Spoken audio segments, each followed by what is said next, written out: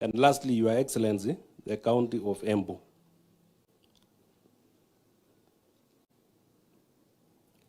Salute. Thank you. Your Excellency, allow me now to hand over the remaining part of the program to our Permanent Secretary to come over and make his remarks and invite other invited guests. Thank you.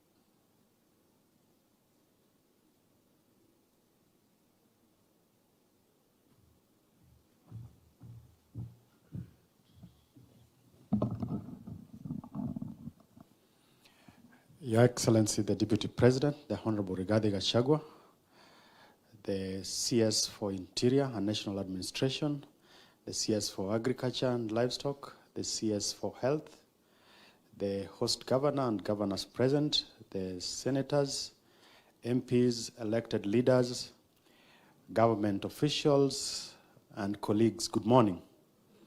Good morning once.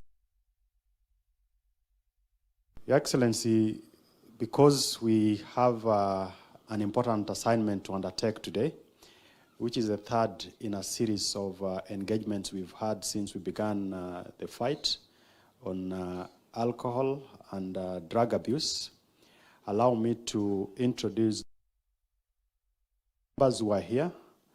So first of all, the team from the Ministry of Interior and National Administration who are here. Just stand up so that we can acknowledge you. Thank you. Then we have our colleagues from NACADA. Stand up. There is the CEO there, and I'm seeing members of the board, including the chair. Thank you. The team from Kenya Revenue Authority, led by the Acting Commissioner General, Madam Rispa. Thank you. Then the team from Anti-Counterfeit Authority. Are we there? Thank you. Then we have the team from the Office of DPP. Thank you. Is there any other team that I've left that I've not introduced apart from the members of Parliament? Sorry. The team from the Kenya Bureau of Standards. Thank you. It's a one-man. Where are the rest of your colleagues? Okay, I can see you behind there. Thank you. Now, maybe just in a minute, the area MP, and a minute, exactly that. So you just introduce your colleagues from wherever they are.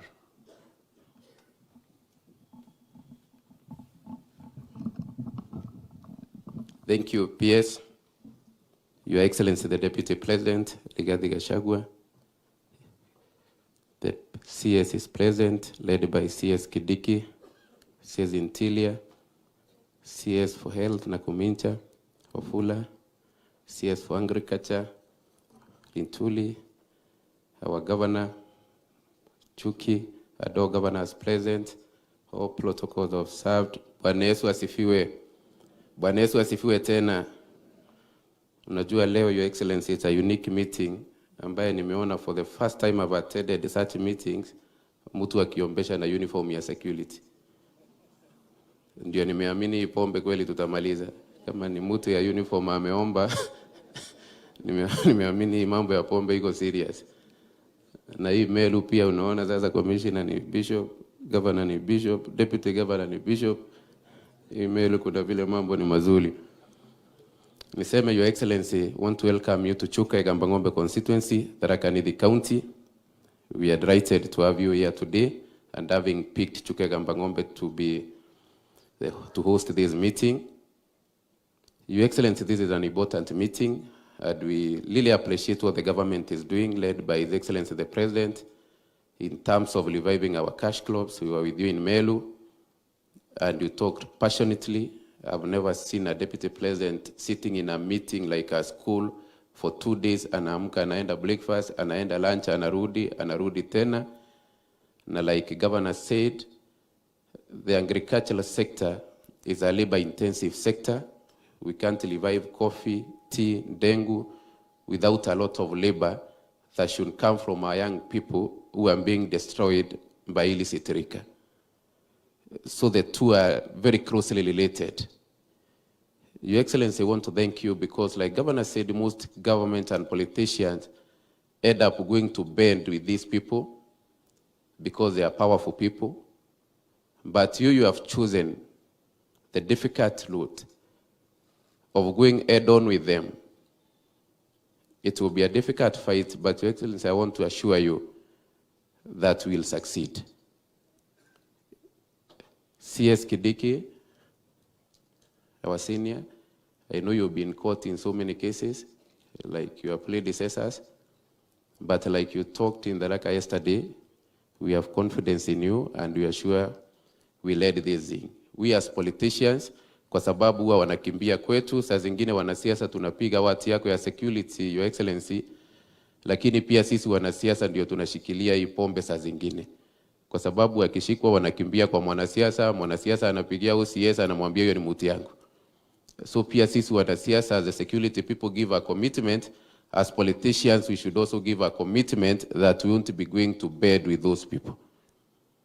Ili isikue wale wanapigana na sisi tuko pande hii because it creates a lot of enmity. Finally, Your Excellency, here in Chukegamba-Ng'ombe, pombe sio tumejaribu, the governor started the fight and we picked it up. I can tell you the outcry that is in Tharaka Nthi currently, the governor is a very unpopular person currently, uchaguzi ingefanywa saizi hawezi fikisha kura 20,000. But it's for the light cause, kwa sababu nikwambie virabu amefunga, kila market yamebakisha moja na kwingine hata hakuna.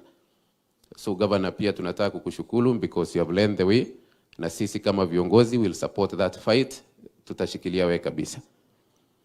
Your Excellency, hapa kwangu Chukegamba-Ng'ombe, we know our problems, we know the brewers. Na kama vile tulikuwa Melu tulisema katelo za kahawa tutazitaja na majina, hata hapa Tharaka Nthi katelo za pombe tutazitaja na majina.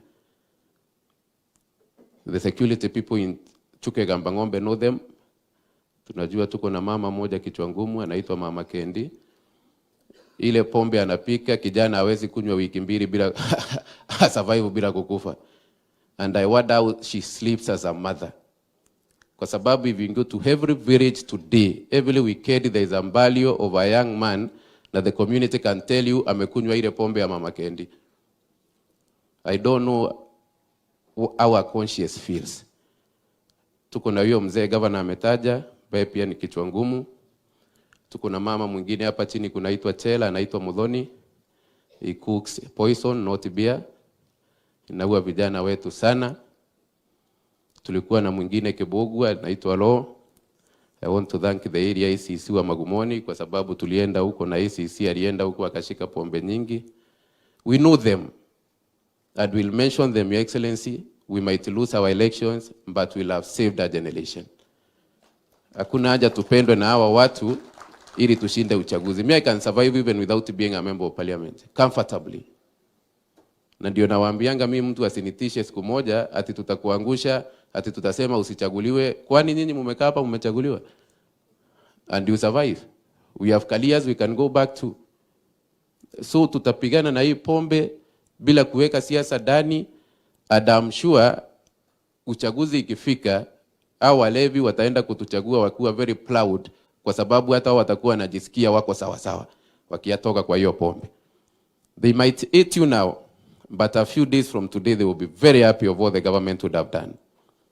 Finally, nataka kumalizia hapo niseme tuko na wajumbe wengi, Your Excellency, wale wamekuja kukuitika siku ya leo from across the region. Na tukifika kwa plenary, I think we'll have maybe one member of parliament from maybe a county akisema something because counties have different problems. I might not be able to represent what is happening in Isiolo or what is happening in Embu or what is happening elsewhere. Na pia hapa kwetu, Your Excellency, pamoja na pombe, bangi ni nyingi sana. Those who come from here will tell you bangi ni nyingi sana hapa kwetu. Ile bangi inavutwa hapa, Your Excellency, inavutwa na watu wako na tai na suit. Unajua mbeleni tulikuwa tunadhani bangi ni ya wakora huko hivyo. So Your Excellency, pia tutakuomba utusaidie, na sisi tutasupport the security, because these people, we know most of them. We know most of them. Kuna moja tuliridi na governor last election, tukaambiwa tutachaguliwa, lakini tulipata kura nyingi sana after that.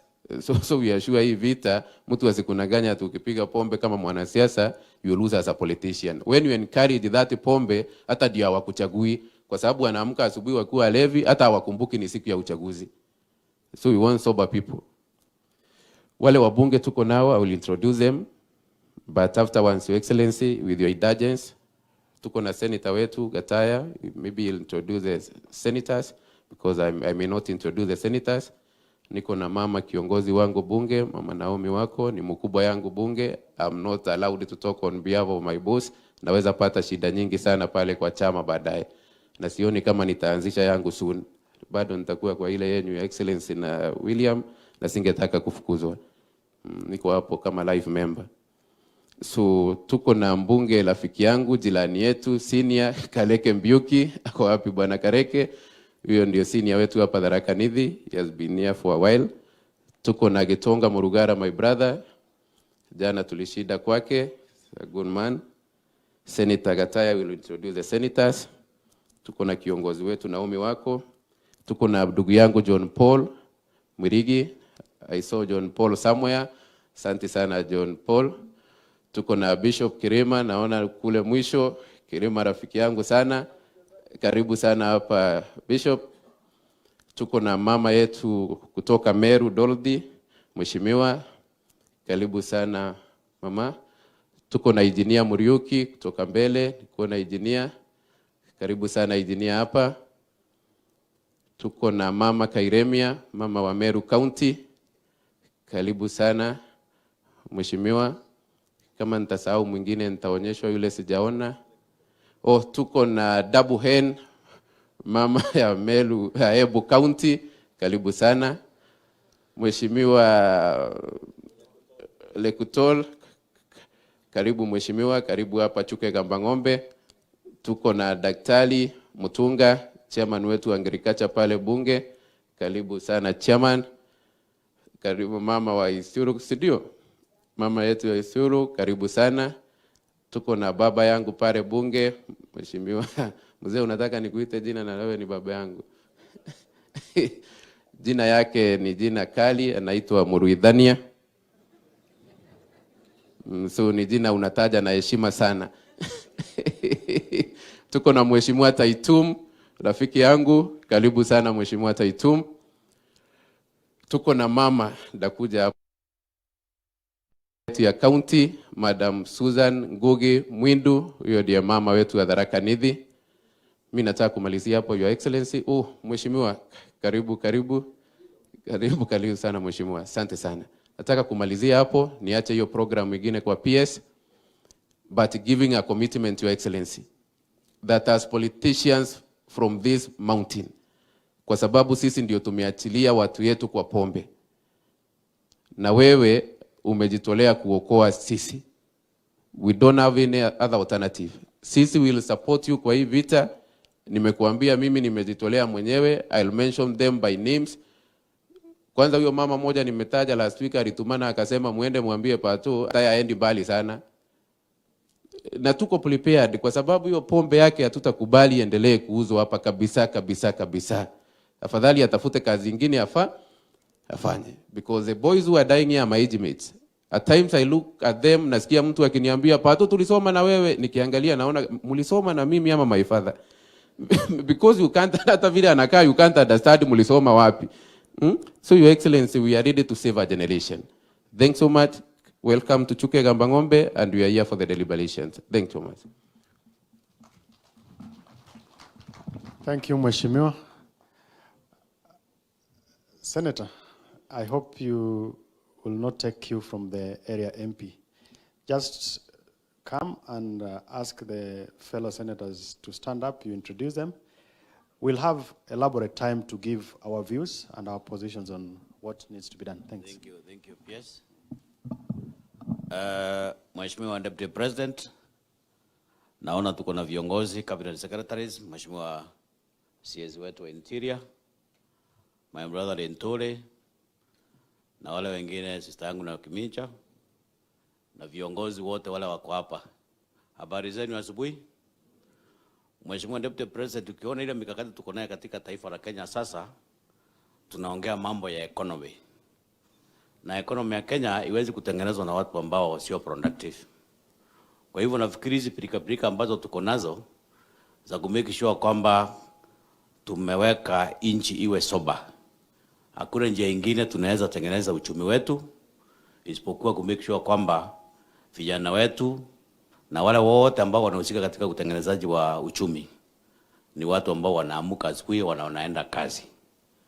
Lakini Mheshimiwa Deputy President, ukisikia matangazo yale ambayo yametangazwa na Mheshimiwa Pato, ni kama kwamba hii nchi haina system, kwa sababu hakuna pahali ambapo Kenya hii hapana area manager, hakuna pahali hakuna sub chief, hakuna pahali hakuna chief, all the way. Lakini ni kama sheria zimeangushwa chini. We are revolving around corruption. Hii mambo yote tunazungumza ya pombe, ya nini, ya kila kitu ni mambo ya kitu kidogo. Kwa hivyo sisi kama wanasiasa, hata kama tunasema tumepigiwa simu tumefanya, ile mambo tunatakana kufanya kama taifa la Kenya. Kama wewe ni sub chief, huwezi kuwa sub chief ambaye hajui watu wake wala ambao unaongoza. Kama wewe ni chief unajua watu yako. Kama wewe ni OCS unajua watu yako. Kwa hivyo hii mambo ya pombe ni mambo ambayo imechagia. Tumetembea dunia mzima.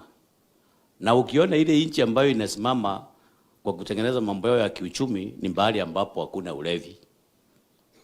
Na mimi nashukuru Mheshimiwa Deputy President, sababu mlipochukua ushukani, hata watu wakubwa wengi ambao naona siku hizi walikuwa walevi sana, wakubwa kabisa. Siku hizi people, nafikiri sasa watu wamekuwa sober. Sober kabisa. Hata ile mahali mlifunga huko State House, nafikiri mlisaidia sana, sababu kuna watu walikuwa naamuka asubuhi pombe, saa 4 pombe. Na ni mtu mkubwa kabisa hata cabinet minister. Nafikiri sasa hiyo biashara mumeanzisha ni biashara ku make sure kwamba we sober up as a nation. Na mimi naona hiyo ndio njia, kwa sababu ile Mheshimiwa Pato amesema na Mheshimiwa Ngabana wangu amesema, hii maisha ya siasa itafika mwisho. Hata tukikaa hapa duniani miaka 100. At the end of the day, Mheshimiwa Deputy President, tutaenda nyumbani. Mimi nitaenda kuja hapa Tharaka Nthi, na ni vibaya sana upate kwamba ile mbegu tulipanda ya kutozuia ulevi, unakutana na vijana hapa wanakuangusha, sababu tutakuwa wazee tu. Kwa hivyo hii ni biashara ambayo tunataka tutulie mkazo kama viongozi bila kujali kama wewe ni mwanasiasa. Sasa unachaguliwa, hata ukichaguliwa miaka 100 utaondoka tu. Kwa hivyo sitaki kuongea mambo mengi, tunazungumzia mambo ya corruption. Tafadhali kama wewe ni sub chief, hapa naenda kuchukua 200 atunapatiwa returns, OCS unashika watu atunapatiwa. Hiyo biashara ndogo ndogo. Hata hiyo pesa ukichukua iweze idia hata watoto wako. Hiyo ni laana unajitafutia tu bure. Tafadhali na waomba kwa heshima. Mheshimiwa Deputy President, kuongea mengi. Mimi naona niko na mkubwa wangu hapa, Deputy Speaker wangu wa Senate. Sidhani kama kuna senator mwingine amefika, Senator Marisabet. Mwakilishi wake Senator Isiolo. Senator Embu. Sasa kwa wakati huu nafikiri Mheshimiwa Deputy President, wacha nialike mkubwa wangu Mheshimiwa Kadhuri Muronge ambaye ni Deputy Speaker wetu wa Senate, ndio pia aweze kuzungumza, kwa sababu siwezi introduce huyu ni mkubwa, naweza pata huko Senate sina nafasi hata kuinua mkono na nipate kuzungumza. Kwa hivyo karibu sana Mheshimiwa Deputy Speaker, uweze kusalimia watu ya hii eneo la kutoka Marsabit mpaka hapa. Thank you very much. Deputy President of the Republic of Kenya, Cabinet Secretaries present, governors, my colleagues, members of Parliament, members of County Assembly, and the whole national and county government. I just want to take 1 minute just to thank you, Your Excellency, for this mission that you have started. 11th Parliament tulikuwa na kina Linturi na kina Njuki, Muthomi Njuki governor. Na tulijaribu siku moja, rais alikuwa that time akasema twende tupambane na pombe. Na sisi tulishuka ground, tukashikana na county commissioners, chiefs, tukaanza hiyo vita na kwenda tukimwaga. Lakini rais, deputy president, ile shinda tuko naye ni judiciary. Judiciary frustrated us. And when the PS did the introduction, and did not see watu wanaitwa judiciary hapa. Because mtu anashikwa na bangi, asubuhi, saa 8 ametolewa, na hawa machief, they have been frustrated by that system. Akimpeleka asubuhi, saa 8 anatoka. Ukishika mtu na pombe, anasema hata huyu patu atatuona. Ukimshika, anatolewa. So, Deputy President, kama kuna kitengo ya serikali inaitwa judiciary, the third arm of government, hawa watu ndio tungesomea hapa, wakuje wote wakiongozwa na Chief Justice, watueleze why they are letting Kenyans down.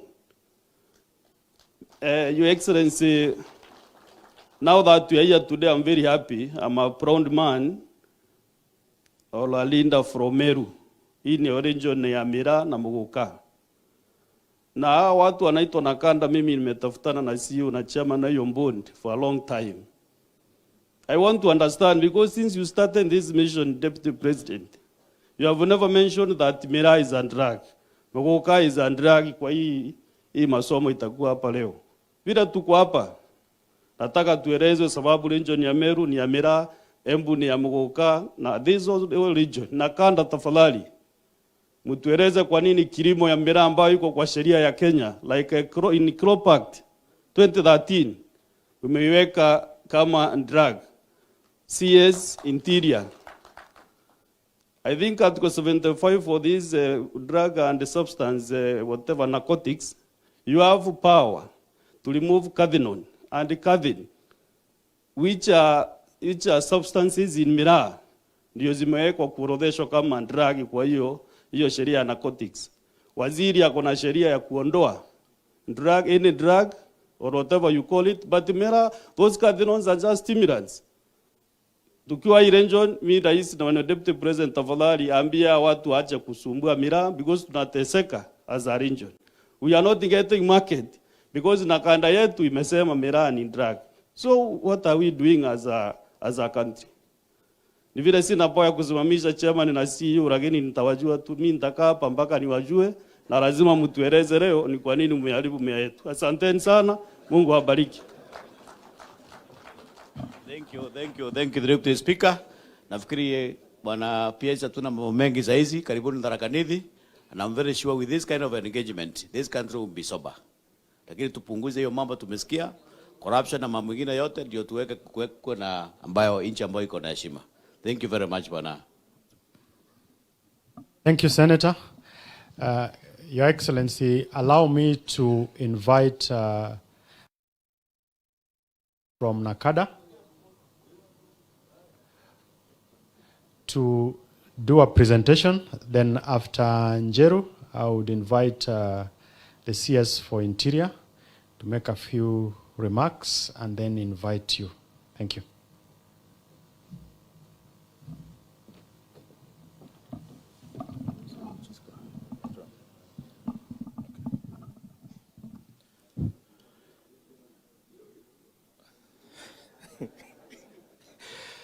Okay, Your Excellency, the Deputy President of the Republic of Kenya, our CS, Minister of Interior, and our Cabinet Secretary, Minister of Interior, and other Cabinet Secretary,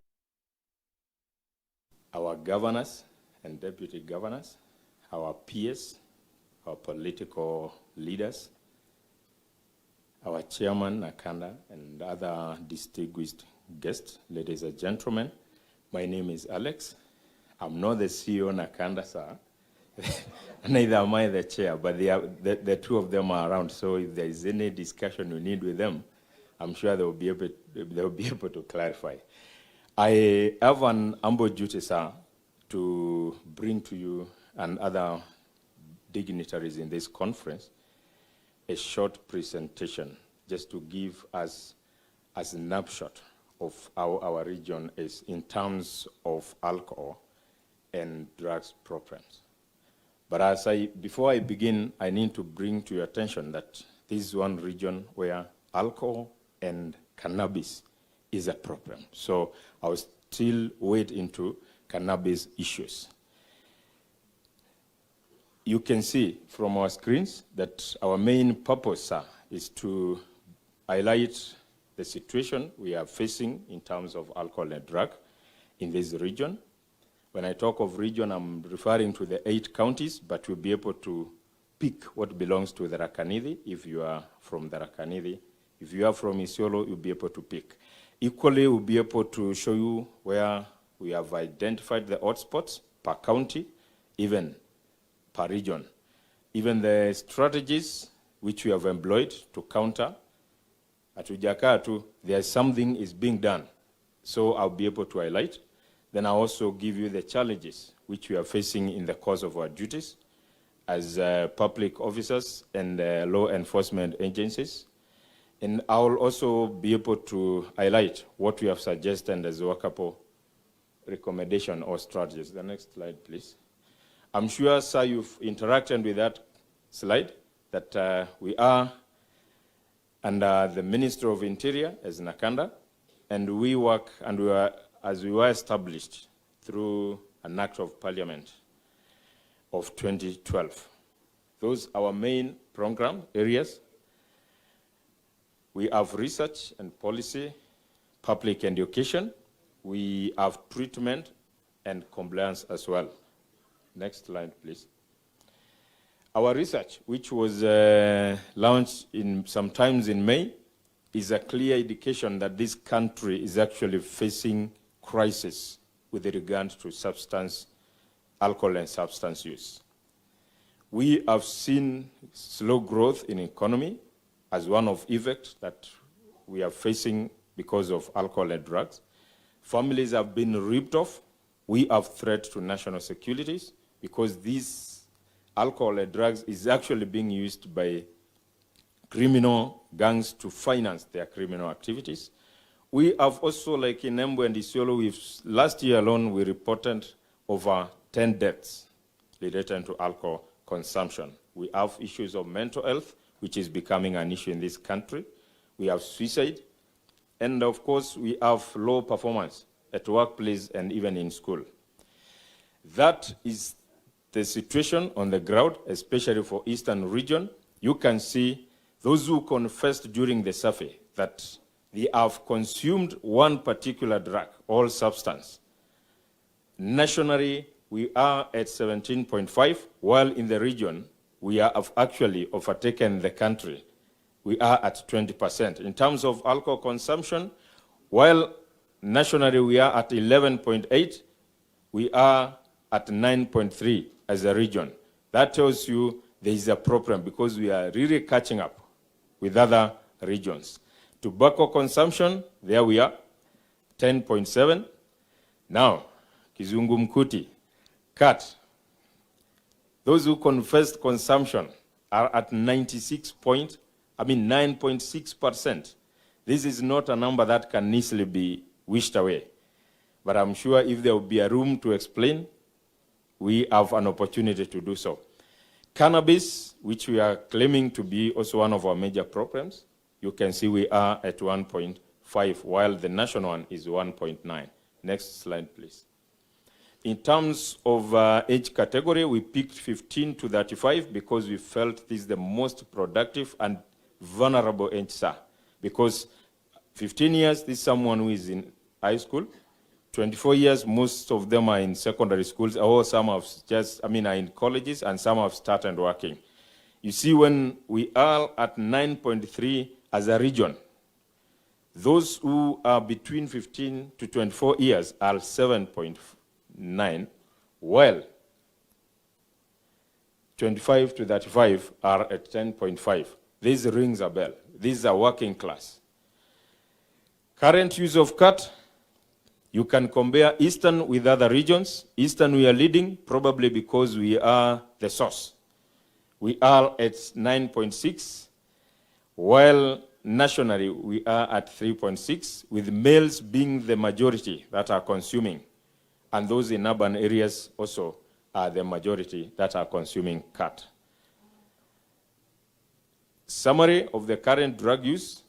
and substance in Eastern, we are talking of at least 368,000 persons taking alcohol, tobacco 423,380, that is cut, 58,000, that is cannabis, prescription drugs, sleeping pills, among others. We are at 8,956. Multiple substance users, these are people who are consuming more than one substance of abuse. We are 281,000. And at least those who have consumed a substance of abuse, we are at over 821,000.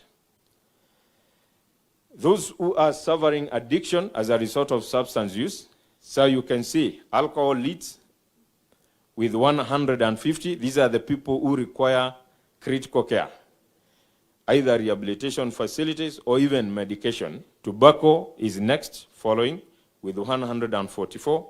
Cut, 53,000, while cannabis is at 16,000. Now, to back up that data from our research, from December 2022, the Ministry of Interior ordered a nationwide crackdown. And this, for the region, is what we found out. That we were able to inspect over 7,000 alcoholics drinks outlets.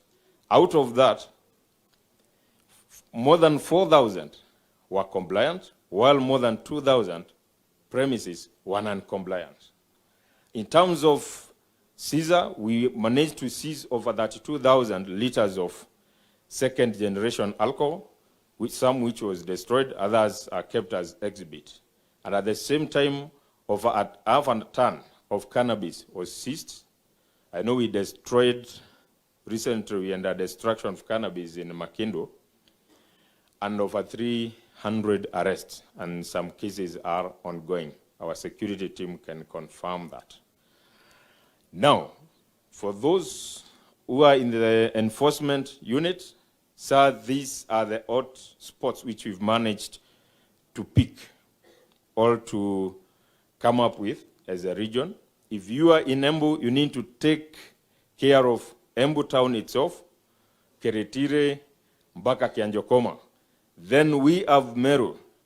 You can see the towns and the areas where you need to put emphasis as far as crackdown and enforcement is concerned. Tharaka, Nthi, the host.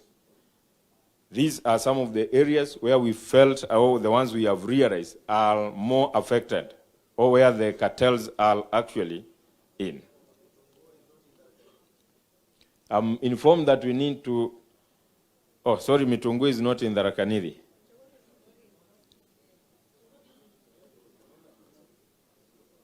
No, I'm told that Chogoria is the only that is in is supposed to be in Tharaka, Nthi, not in Meru County. In Isiolo, those who are from Isiolo, you can see your areas. Then we can proceed to the next slide, please. Marsabit, in that order, you also can see yourselves there, the areas you need to take keen interest on. In terms of cannabis trafficking, these are the routes.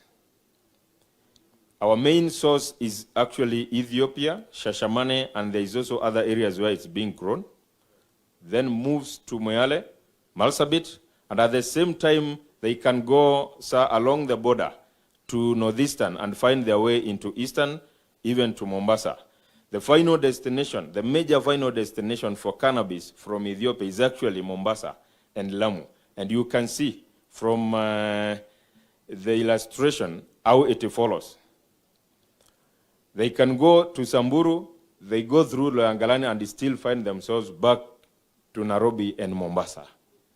They also can use the Laikipia route, depending with the intelligence they also have, if there is an ambush or if there is a raid going on. We can move to the next slide. These are other trafficking routes per county. We managed to classify them per county, so this can be shared. So you can see where your county, if you are in the security sector, where to lay emphasis in terms of ambush and crackdowns. that's still continuation of trafficking routes.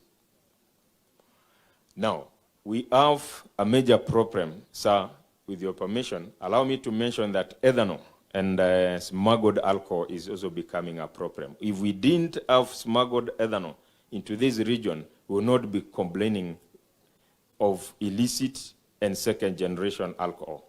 Most of the ethanol that comes illegally to this region actually comes from Tanzania, ladies and gentlemen. It either goes through Namanga route, Lungalunga border, Tafeta, and Isebania. It can go to Nairobi through Mombasa Road, of course. Then also it can go direct to Eastern, also through Mombasa Road. But you realize, if it goes to Nairobi, it comes through Central.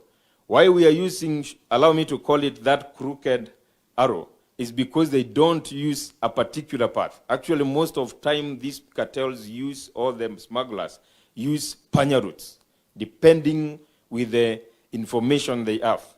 So they don't go on a straight line. So when we are embarking on crackdown, or when we are laying ambush, we need to be wary of other panya routes.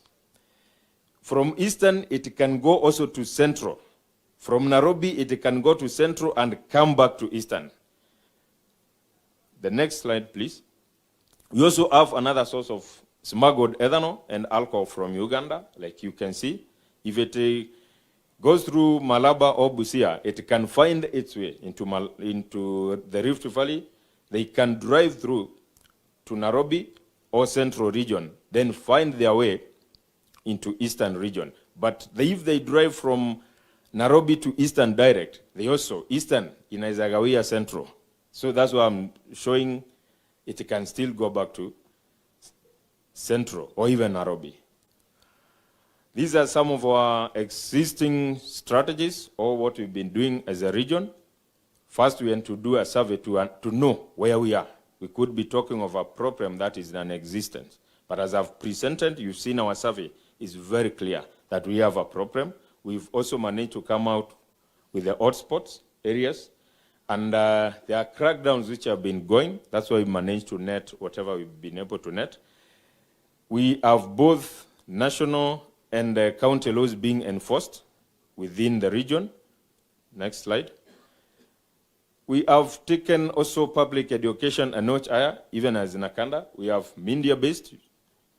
We have consultative forums. We normally meet. The security agencies in this region normally meet annually or twice a year to deliberate on the status and the way forward. It's just because of finances, sir, that we haven't managed to meet this year. But with your presence here, I'm sure something good will come out of it. We have community-based outreach, where we have programs for youth. We have positive parenting programs, even church-based programs and other faith-based programs. These are the challenges. I would request we move to the next slide because I've shown the challenge and what we are proposing. Yes, availability and accessibility of a cheap alcohol in the region. The reason this being that we have actually a lot of ethanol, illegal ethanol around. So there is a lot of home brewing, even on-bar brewing, where the bar owner can brew his own alcohol and sell it there. How dangerous it is, you can see. What we are recommending as a region is that let's try raise the minimum packaging to 500 ml for the spirit-infused beer, so that we also deny the affordability can go down. We also need to limit number of outlets. Like I know it's happening here. And I'm meeting with the governor. He called us for a meeting. Embu is also taking shape. And also we need to be very strict to our manufacturers. And also at the same time subject them to a level playground. We have manufacturers who have not installed flow meters. They have the excise licenses, others have. Those who don't have, and they don't have the RANDA system, and this I'm talking knowing KRA are here, those who don't have are being used because nobody can be able to monitor the activities. Your Excellency, with the RANDA system and flow meters, you are able to tell real time what that manufacturer is doing while you are at the comfort of your office. You can see what is being manufactured, packaged, and dispatched. But without the flow meters and the randa system, it's difficulty. So those who have are contracting those who don't have, so that they can do their illegal trade inside that factories. Again, when we license manufacturers, it's like we rarely go back to check what they do. That's why people will dispense alcohol with 0 sticker for KRA. We lose on revenue, and when it goes out, inafanana na zile zingine, counterfeit. So you cannot be able to tell who has actually manufactured what. There is also influx of narcotics and other substances. We need effective border controls. Ladies and gentlemen, our borders are quite porous. Let's agree that people have a lot of panyaroots where they can sneak in contraband products, even including and drugs into this country. We also need stiffer penalties for drug traffickers. When somebody is arrested, you give him a lenient sentence or a fine, he pays and goes back. We have met such cases severally, Your Excellency, where you have someone being arrested, akifika kotini, he is fined 50,000. His colleagues pays, and they are willing to pay that times 10 so that they can secure his release. We have an appeal from Meru community that there is somebody, a drug baron, who is well known. He was released from the prison, and now again people are writing to us that he's becoming a problem. So if we have stricter penalties, I guess this will work as a deterrent mechanism.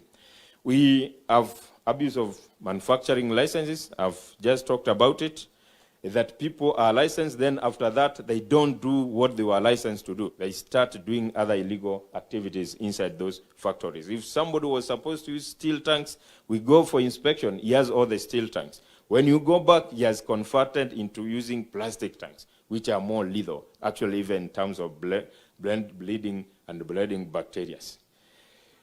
We have escorting of narcotics by armed militias. As I mentioned, that actually drugs are being used to finance criminal activities by Al-Shabaab and other militias from Ethiopia. That one is well known. Now what they have resorted into doing, they are escorting, they have an armed wing of the same militia, which are escorting drug traffickers and barons. And sometimes they even use donkeys. If you arrest a donkey, Your Excellency, where do you take it? You just have to leave it, you take the substance, you go destroy it, because the owner is not there. And those donkeys are well trained. They know where to, the point where they are, the source to where they are going, the destination point, and going back.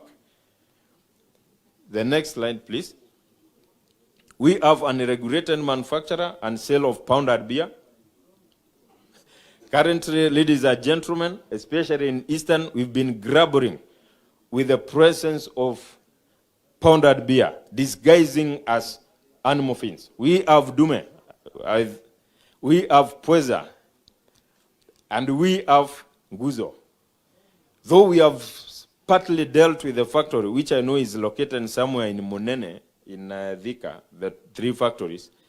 So this has been a problem here because this product is being sold in Nangrovets. Children can access, and all what you need is actually a cup of hot water. And in the next 1 minute, ukikoroga, you have your drink, your children are high, you get home, you think you have made them so happy, but you are dealing with people who are already high. That's one of the problems we have. What we are suggesting as agencies is that let even the manufacturers of this pounded product, the pounded beer, be subjected to the same treatment with other manufacturers. Let them not be given a leeway. If it's beer, whether pounded or in liquid form, let them be taken through the same process. We have poor role modeling. You remember during the campaign, sir, allow me to mention this, there was that clamor that there was presidential candidates who were hoping to legalize marijuana.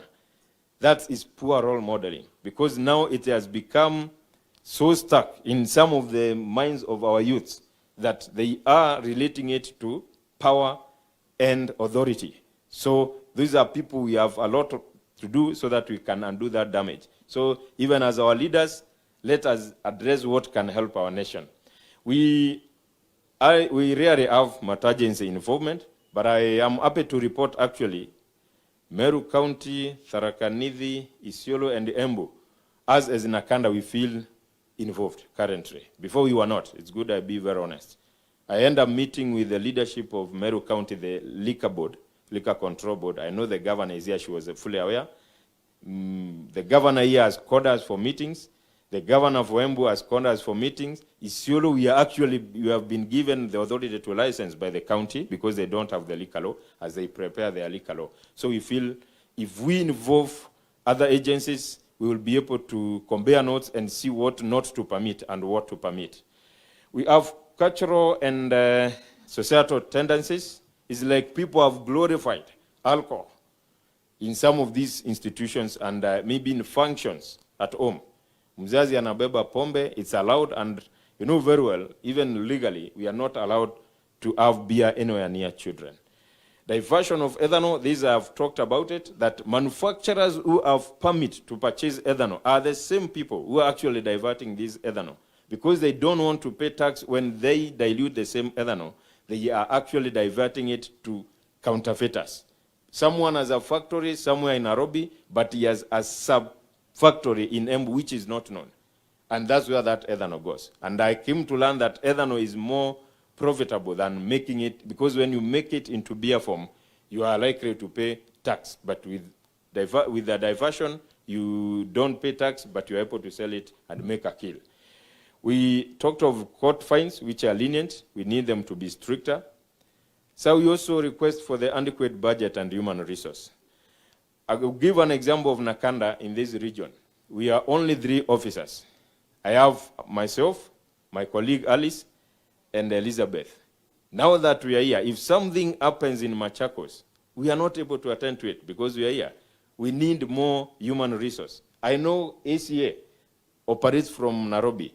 When we are doing a crackdown, itabidi tunamtafuta. The same time crackdown is taking place in Nairobi, Mombasa, all those areas. If we can have these officers county-based, that will be very easy. I'm sure the governors will not be struggling to call us because there are things which require our intervention and immediate intervention.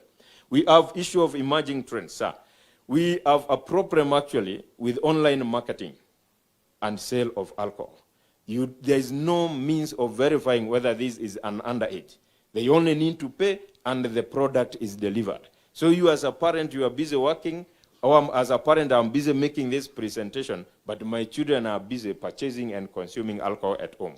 We need to review our laws that they can address the emerging trend, knowing that the issues of alcohol and substance use is quite dynamic. They keep changing. We do not have a lot of money on our highways. That's why these panya routes are there. Drugs cartels and smugglers of alcohol and ethanol, they can use any route because we are known where we are. If it's Kanyonyo roadblock, it is known it is Kanyonyo. Other areas are left unmanned, so people take advantage. We have a lot of cultivation of cannabis in this region. Other than the one coming from from Ethiopia and other places, our own farms, including our forest here in Mount Kenya, Timau area, people are literally converting that one into cannabis estates. So we need also we have suggested that we need to map those areas and let action be taken by us. We do not have means to detect what is in the vehicles. Sometimes we end an instance where somebody was disguising that he was transporting hay to Meru, only to realize when we dug deeper that he was actually carrying drums and drums of ethanol. So until you chokore tuizo of vitu, you are not likely to know what he's carrying. We really need modern equipment. I feel for the officers at Archer's Post. Sometimes you go there, sir, and you feel for them because they have to kupekua every piece. If they end modern equipment, it will be very easy for them. We do not have we have inadequate communication strategies and technologies, and we need latest communication gadgets. Inadequate consultation among players, because sometimes things are being done, kila mtu kivyake. So you realize what I've done as Nakanda, I've done the wrong thing. And I consultant KEPS probably would have arrived at a conclusive recommendation. Increased cases of drug trafficking in areas with reported cases of smuggling and firearm terrorism and human trafficking. That's why I mentioned that this is becoming a problem even under threat to our national security. Because as these products are being brought to our country, ladies and gentlemen, the same group is carrying firearms because they are determined in an illegal trade. Also equally, this is that they use alcohol and drugs to finance their criminal activities. Delayed conclusion of court cases and prolonged storage of seized products. So we have a problem where police stations have become the dumping site of cannabis. And sometimes you feel for the officers manning the OB area because most of them are ever drunk and it's not their wish because that's the storage area. If we can have this, we have a law which allows immediate seizure and forfeiture of the same and the destruction of this, what we have seized. It would save us a lot of agony. Because the other alternative is we have a proper storage facilities in those police stations. I would invite you to visit Isiolo, also visit Marsabit. You feel for the officers who are there. We have struggled to ensure it is destroyed, but so long as the court cases are ongoing, that cannabis has to stay there, even if it's for 10 years. Ladies and gentlemen, that's the end of my presentation, and thank you so much.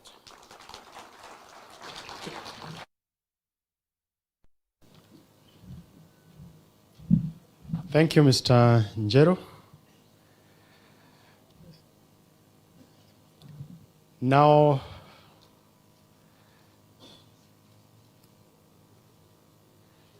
it's my pleasure to invite the Cabinet Secretary for Interior and National Administration to make a few remarks and invite His Excellency the Deputy President. Okay.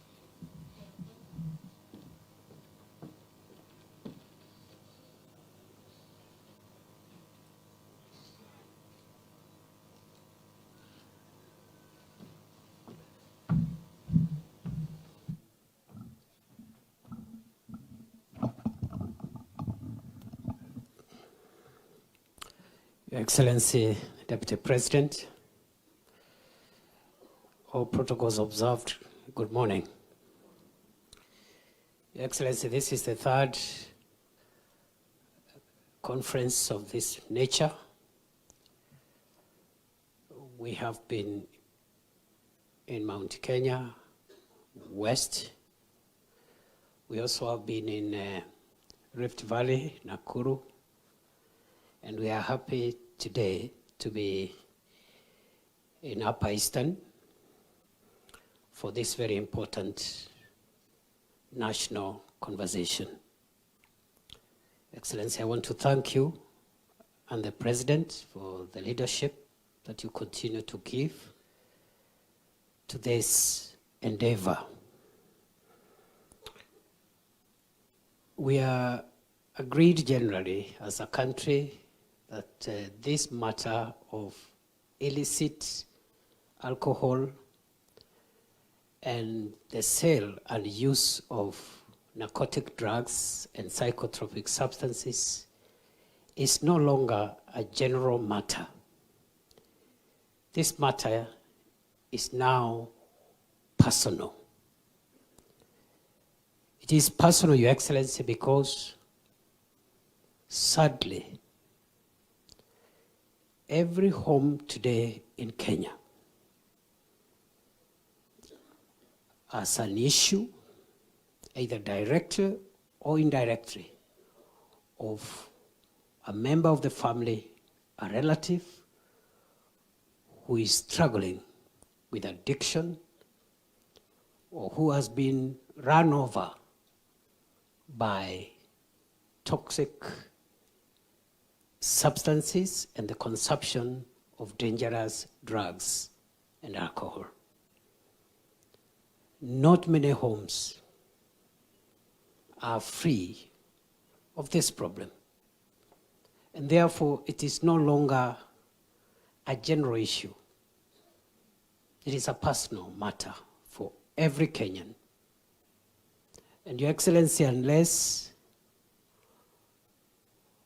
we sustain total war on this cancer, we stand to lose a whole generation. And I shudder to imagine what this country will look like 10 years, 15 years, 20 years from now, and thereafter, when many of us in this room will not be available to occupy the positions that we occupy today as leaders, as parents, as grown-ups.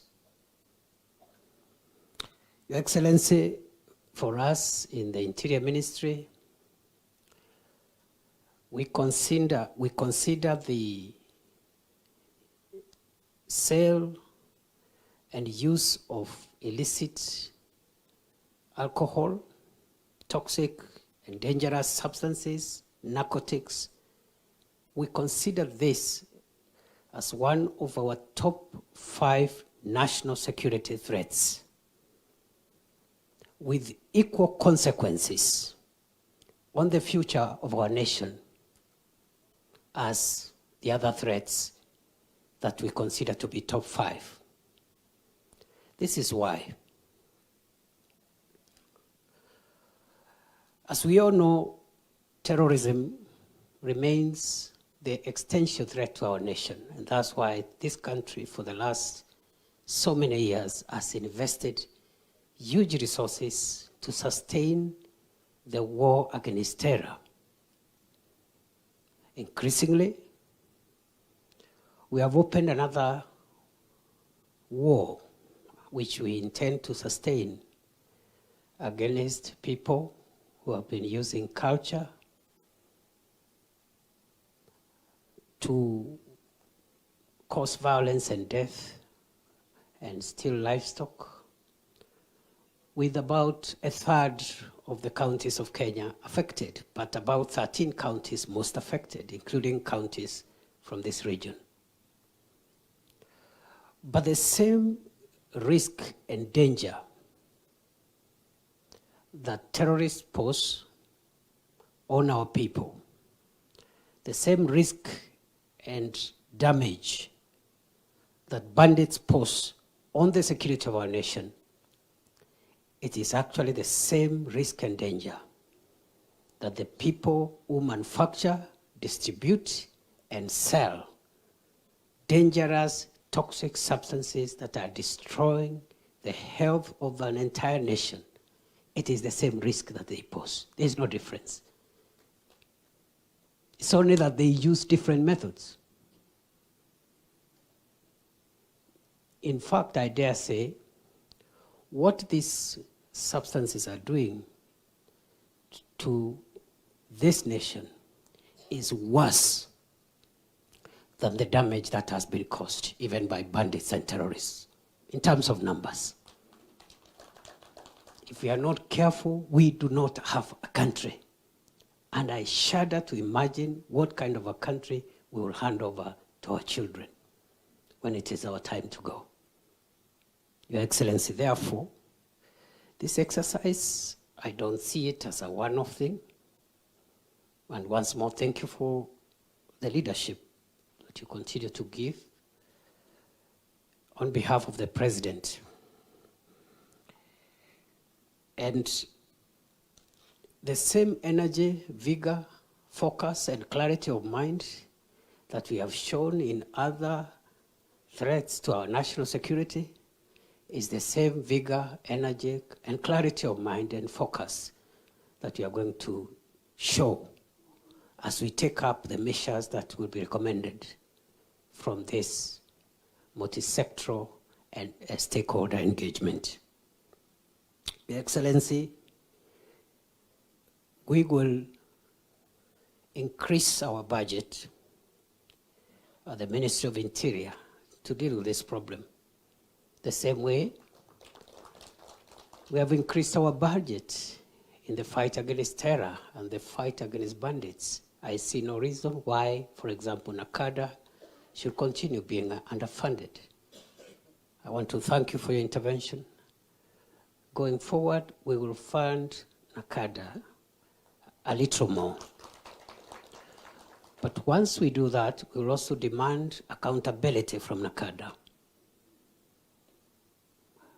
We do not want to come here and get statistics from NACADA. We want to get results. We want to be told what the taxpayers' money that we are going to enhance for you will bring in terms of making this country free from this dangerous phenomenon. Your Excellency, there is no need of the country spending lots of money on education and health and agriculture if there are no people to benefit from those programs. And therefore, from us in the Interior Ministry, the corner where we have put bandits and terrorists is the corner where we have put those who manufacture, distribute, and sell dangerous substances and narcotics to our children and to our people. Our wako WhatsApp group moja. The same. And for a long time, we have tried in the past to deal with the cartels in this sector.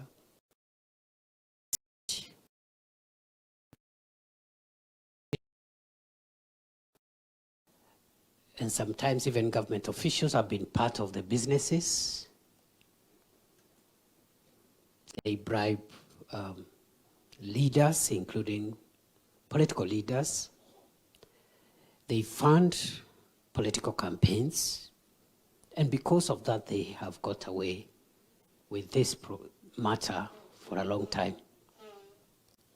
I am afraid to say, this time round, there is no escape route. There is no room to escape. There is nowhere to go to. Those chiefs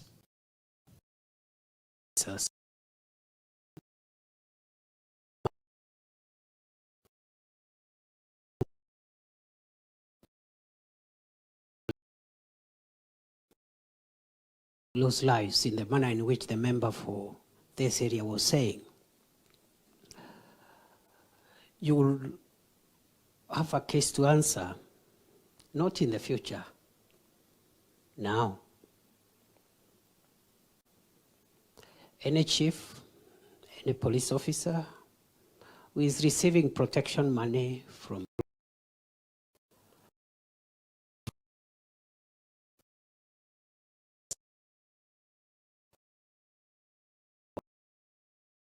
of you will get rid of you. And as the Deputy President and the President has said many times, we will not transfer you to another station. We have stopped that business. Yes, we are not going to take you from Tharaka Nthi to Bungoma, because Bungoma is also part of the Republic of Kenya, and they deserve as good services as the people of Tharaka Nthi, isn't it? The politicians who have been receiving funding from these dangerous brewers of toxic substances and drugs, we are going to arrest you and without you are, whoever you are. The problem with a politician, because I have been one for a while, because you've been voted for, you can overrun the country's legal system, you can do whatever you want, because you've been elected. Please, we're going to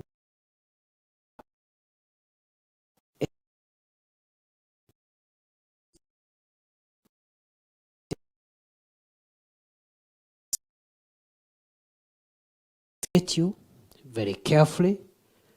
Once we get good evidence, We'll arrest you, prosecute you, and make sure you are convicted. And even if you are released by court, we'll appeal and keep on appealing. And eventually, if you are released, we'll see what else we can do. And I mean business. This should go out to all politicians, whether they are in the government party, Kenya Kwanza, or they are in the opposition. It really doesn't matter. This job I'm doing is very unpopular, and I have accepted. So I'm going to lose very many friends. Very many friends I am going to lose, and brothers and sisters with whom we have walked very difficult journeys together. But unfortunately, when it comes to service to the country, our country is bigger than friendship and brotherhood. So we'll arrest many of you, governors, senators, women reps, MCAs, all manner of people. Yes. And I said all manner of people. All manner of people does not exclude any person. Yes. And government officials, let me say this, Your Excellency, in your presence. As I've listened to you, I've listened to President William Ruto. We are not doing very well as public servants, especially those of us who are serving in the public service. We are not doing very well. Those colleagues of mine who are serving with me in the Interior Ministry, the police, Ngao, we are not doing so well.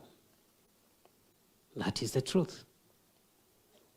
People don't regard us very highly. They think there are some things we are not doing so well, because some of us take bribes, others look the other way and allow injustice to flourish, and we have no regard to the interest of the people who have no say in society. So we must build our image and rebuild public trust and confidence, so that when citizens see a chief, when citizens see an ACC, a regional commissioner, when they see an OCS, they should see safety, security, rescue, and professionalism. At the moment, you can take a poll. Just take a poll. Take a poll and find out what people think about us. So we have a long way to go. And this is one area where I am afraid senior officers receive protection money to keep some of these criminals in business.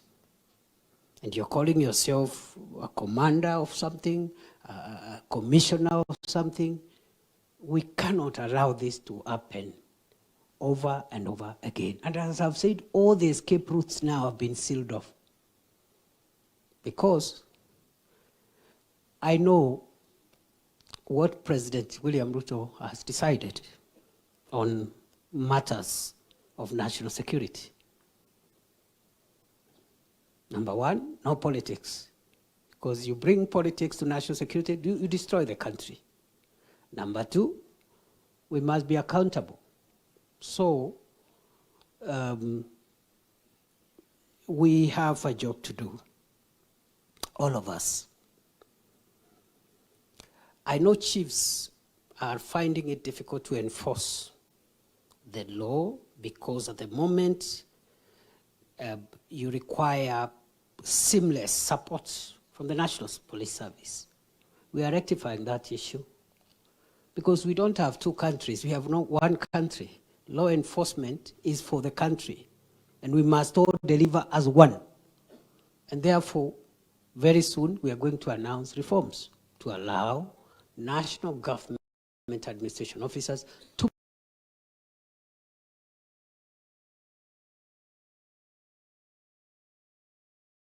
National Police Service to enforce the law in a seamless manner. Na tuache hii vita vidogo vidogo vya upumbavu. Sijui sisi ni polisi, sisi ni ngao, sisi ni nini. Unaharibu nchi. Yeah? You can't deliver alone. We need to work together. So those reforms are on the way. And they will be passed. They will be pushed through. Yeah. We are not going to ask for democracy. We will push them through because they are in the national interest. So that a chief doesn't struggle. Some of my chiefs have been killed in bandit areas because they are tracking livestock and they are only carrying a stick, and those bandits are armed with very sophisticated weapons. Now, as I go, there is an ongoing crackdown on all unlicensed outlets for manufacture, distribution, and sale of illicit, of all unlicensed outlets of manufacture, distribution, and sale of alcohol. Question of second generation alcoholic drinks, which is a major issue, and the question of ethanol. I want to agree with the presenter from Nakada that many of the licensees who are genuinely licensed are subcontracted their production to others, and they are some of the ethanol that they are legitimately using under their license is being used to concoct other things that are substandard and unhealthy. Also, some of the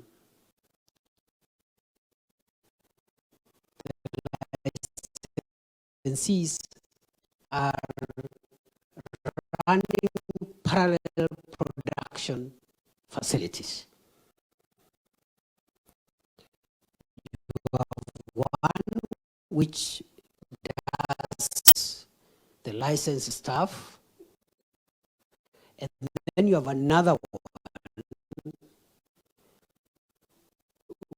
which KRA and KEBS and ACA have no idea where that facility is. For that reason,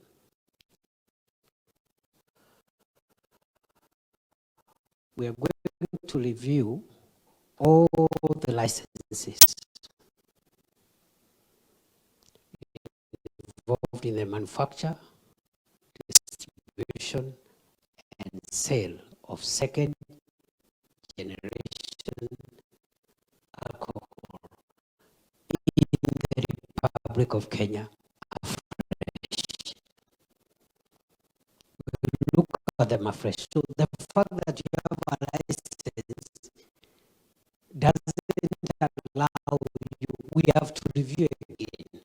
And those who are doing legitimate production, as I said in Nakuru, we are not fighting legitimate businesses that have been licensed by the government of Kenya and are selling substances that have been approved by the Kenya Revenue Authority, the Anti-Counterfeit Agency, and Kenya Bureau of Standards. We are not fighting legitimate businesses, but we must review all the licenses afresh to find out, first of all, if they are complying with all the laws, if they are flouting the laws by having parallel production facilities or subletting or taking some of the ethanol to people who are using it to produce substandard alcohol. Will revoke the licenses and take you to court. But those who are doing the right thing have nothing to fear. We will protect businesses that pay tax. manufacture things that have been approved by government agencies, and I look forward to a sober country, and a country where those of us who are in my age bracket and older, they know in the days gone by, alcohol used to be sold during certain hours. Not like today when our children are taking alcohol at 9 o'clock in the morning. To be sold at 5 o'clock. And the advertisers used to say, baada ya kazi, after work. Today, ni badala ya kazi. Alcohol today ni badala ya kazi, sio baada ya kazi. Kwa hayo mengi na machache, asanteni sana. Siku hizi sina story mingi. Story yangu ni hiyo ya kupambana na wahalifu mahali walipo. I don't have another story. Mr. Deputy President, thank you very much. Na ni kama umeishishi hapa, umekuwa hii area for a while, karibu sana. We don't mind ukitaka kukaa. You can ask the files to be brought here. We'll sign documents from here for another week or 2 weeks. But thank you very much for finding time to come. I know you're very busy and your office is serving the whole country, but we thank you for the 3-4 days that you've spent in this region, bringing all these counties together, mainly in the former Eastern region, trying to solve some of our problems. It was coffee, and now it is drugs and alcohol. I request that we all be upstanding as we invite His Excellency Rigathi Gachagua, Deputy President of Kenya. Welcome, Mr. Deputy President.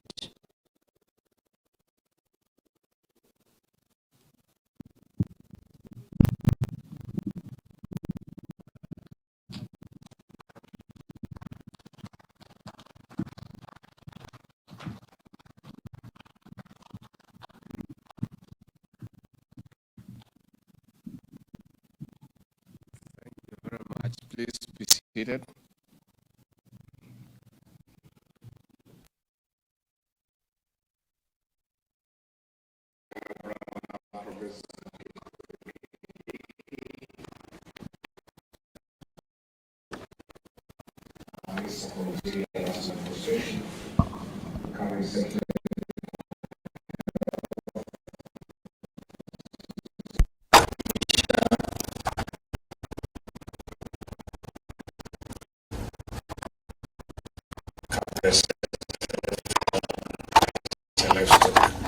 Development.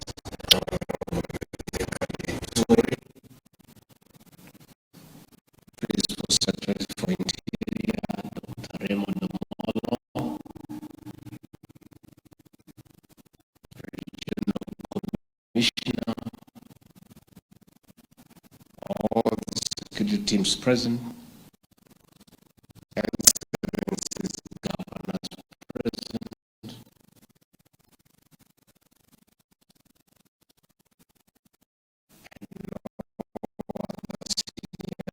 government officials, good morning. God is good, and all the time. I don't think I have much to say. Our good minister for Interior has said what I needed to say. Mine is just to confirm and assert what our minister has said as we go on this government under the chairmanship of the president, who is the chair of the National Security Council, where the Kindiki and I sit. Security has put to bear a very kind man and the new leadership in this country. We don't to keep them and put them like when we donate the new administration and then the vote says what it means and means what they say. That's a problem. That's a problem. I'm serious. On the illicit alcohol and drugs and substance abuse.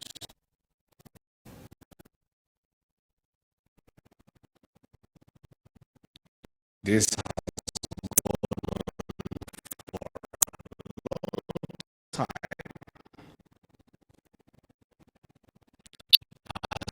you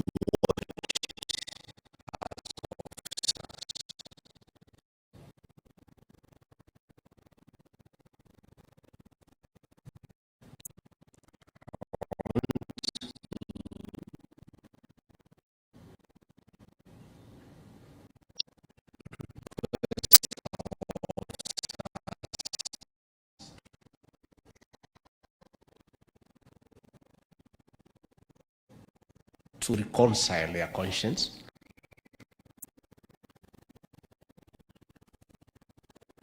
That they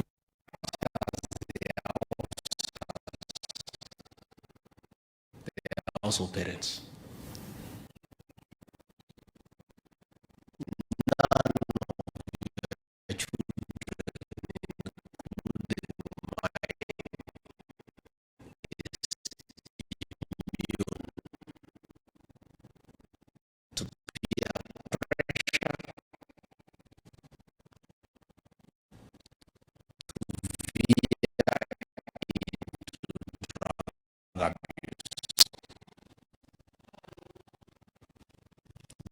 Those you are allowed to go through the roadblock. Those peddlers that you protect and take cheap money, they'll find your own child. They'll find their way to your own child. These children, they don't know where they go. I'll see them, you don't know where they go. Why are punishing people? If you take bribes for bucks to spoil people's children, there's nothing. You owe too much children. I'll talk to you as a parent. I'll ask to agree. I'll yeah, yes. No, you make your child. Please wish him for the children. It's money from grass and this is how much you know. That is why the police in private section. When they have to go home or so. So you get money every day. The money that you get cheaply, that costs me for it goes that easy. If you find this nothing, I'm still figure out money. I'm you know where to begin. That's why this is like engineer or emphasize. They even make you when you retire. So if it's a standing money, do you own this job? We have a problem. And the problem is that the previous